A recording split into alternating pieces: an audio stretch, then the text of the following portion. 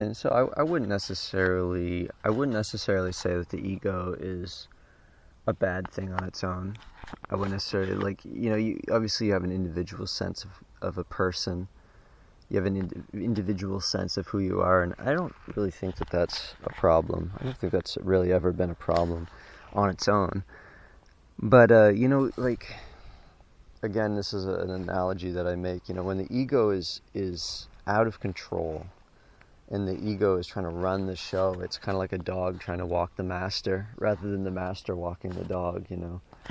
Um, it's just like, the dog is going to get into all kinds of stuff. It's going to chase after porcupines. It's going to crap in the neighbor's lawn and bark at the old lady down the road. And that's kind of what our ego does if it's not kind of reined in and it's not like seen in the proper order of things. So, it brings to mind that old saying, the mind is a wonderful servant, but it makes a terrible master. And that's really the kind of the same thing. Because there's so many like crazy, wild things going on in the world today. Like with like all these like the things that the elites are doing, and all these conspiracies about like who's really running the government and like all this stuff. And there's a tendency sometimes when you're getting into these kind of things, you want to go out and you want to like fight with it, and you want to do battle with it, and you want to triumph over evil, and you realize that after a while of trying to do this, you really can't affect change from a place of fear or a place of reactivity, no matter what it is you're trying to impact. Because ultimately you have to recognize that your true power in life comes from love. It comes from your own vibrancy inside of yourself, and that's really not something that you can get if you're always like running around and trying to force change or force people into the right alignment, or chastise people for not doing the right thing. Because you certainly can't impact positive change by doing that to yourself. And so you really are not going to get good results by doing that with others either. And so I guess the point of this message is that there's so much, the thing about the darker forces in life, and the thing about the more negative side of things, is that these powers and these forces, they don't really operate out of a purity in themselves. They really operate more in a parasitic kind of way.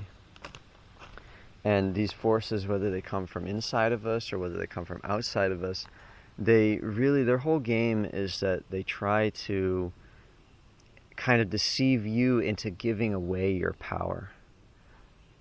They don't really make the power on their own, because ultimately they are forces that are based in illusion. They're not the true God essence in themselves. They're rooted in the God essence just like everything else, but the way that they interact on a physical level and on a dynamic level is much different than someone who is fully realized as to what the nature of truth is and as to what the nature of the self is. So darker forces and more doubtful influences, things that try to get you to doubt yourself, that try to get you to deny your true divinity, are things that essentially they can't impact change on their own. They need a pure source of energy that they can then try to use for their own advantage. And you and I, my friend, we happen to be that pure source of energy.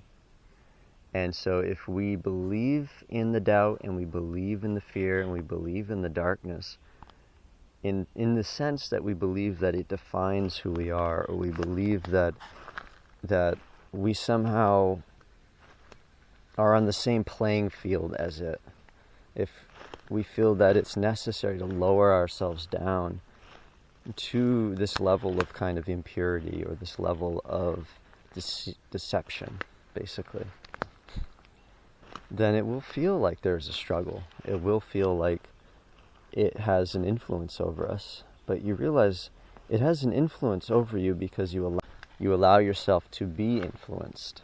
It's not an inherent thing. There's no power in this world that has inherent control over you. Your consciousness is far beyond what any one entity or any one power or any one conglomerate of these things. Your consciousness is far beyond any deception. Your consciousness is much wider, it's much bigger, it's much more pure. You know, if you feel that you're on a vibe that's not working for you, then don't try to stay there. It's just, all that means is that you're bigger than that.